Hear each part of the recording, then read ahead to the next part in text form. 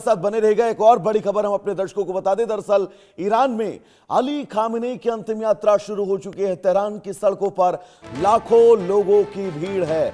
10 kilometre लंबे root पर जन सैलाब उमड़ा है। कोम और फिर मशहद में अंतिम संस्कार होना है। ईरान आज अपने पूर्व supreme leader Ayatollah Ali Khamenei को अंतिम विदाई दे रहा है। राजधानी तेहरान में सोमवार सुबह से उनकी अंतिम यात्रा शुरू हो चुकी है, जिसमें लाखों लोगों के शामिल होने का दावा किया जा रहा है। सरकारी मीडिया के मुताबिक ये ईरान के आधुनिक इतिहास का सबसे बड़ा जनसमूह हो सकता है। करीब 10 किलोमीटर लंबे अंतिम यात्रा मार्ग पर लोगों का सैलाब है। हालात ऐसे हैं कि कई जगह ताबूत ले जाने वाले वाहन को भीड़ के कारण धीमी गति से आगे बढ़ना पड़ रहा है, जबकि आजादी स्ट्रीट समेत कई प्रमुख इलाकों में भी भारी भीड़ के चलते यात्रा को कुछ समय के लिए रोकना पड़ा।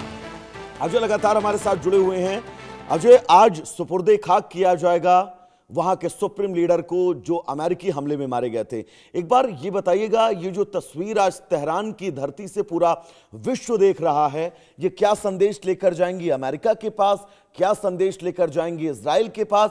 क्योंकि अमेरिका हमेशा से कहता था कि तेहरान की जो अयातुल्लाह खामेनी की सरकार है, उनका जो शासन है, उसको वहां की जनता नकार रही है।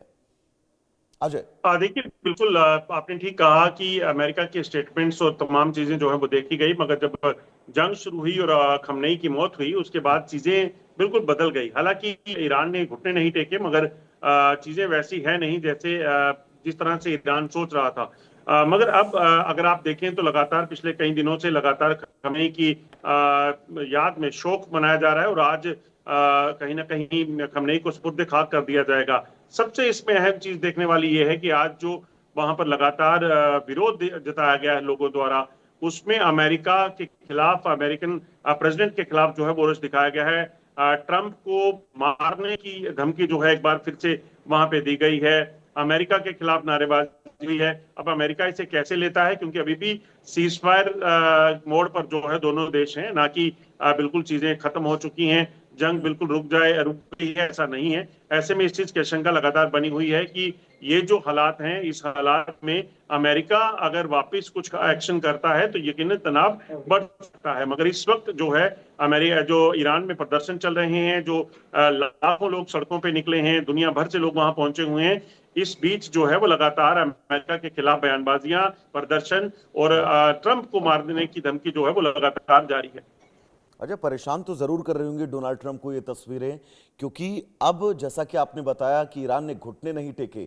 ईरान लगातार अमेरिका के उन तमाम सैन्य ठिकानों को निशाना बनाकर हमला करता रहा जितने खाड़ी देशों में है। लेकिन अब जब इस मूवमेंट के साथ लोगों की भावनाएं जुड़ गई हैं, तो ईरान तो और मजबूत हो गया ना भावनाओं के उद्देश्य में, अगर हम देखें तो।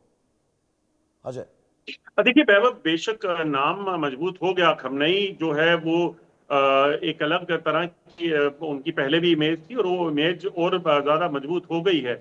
मगर जिस तरीके से इजराइल और अमेरिका की लगातार धमकियां चल रही हैं, जिस तरीके से अभी जंग को लेकर फैसला नहीं हुआ है, अभी जंग रुकी नहीं है, तो ऐसे में यकीनन इस चीज का अभी भी अंदेशा बना हुआ है कि अगर फिर से ये ट्रिगर होती है तो फिर किस ओर जाएगी। अमेरिका और इजराइल एक चीज को संतुष्ट करेंगे कि किसी भी तरीके से अगर ईरान किसी भी तरह का परमाणु हथियार या फिर मिसाइल, लॉन्ग रेंज मिसाइल बनाने की कोशिश करेगा तो ईरान पर वापस हमला किया जाएगा। क्योंकि लगातार अमेरिकन खुफिया एजेंसियां और इजराइल की जो खुफिया एजेंसियां हैं, वो तो इस चीज की ताक में हैं कि अगर कहीं भी उन्हें ऐसा प्रतीत हुआ कि ऐसा हो सकता है तो वो ऐसा करेंगे। क्योंकि एक चीज बड़ी स्पष्ट है, जिस तरीके का रोष इस वक्त लोगों ने दिखाया है, उसके बाद एक चीज बड़ी स्पष्ट हो गई है कि अगर ईरान कल को परमाणु हथियार बना लेता है, ईरान अगर कल को लॉन्ग रेंज मिसाइल बना लेता है, तो वो यकीनन सीधे तौर पर खतरा जो है अमेरिका के लिए होने वाला है। बिल्कुल, और अमेरिका इस बात को समझता है। आप हमारे साथ बने रहेगा। एक और बड़ी खबर अपने दर्शकों को बता दें, राजौरी में एलओसी पर पाकिस्तानी ड्रोन देखा है। Line of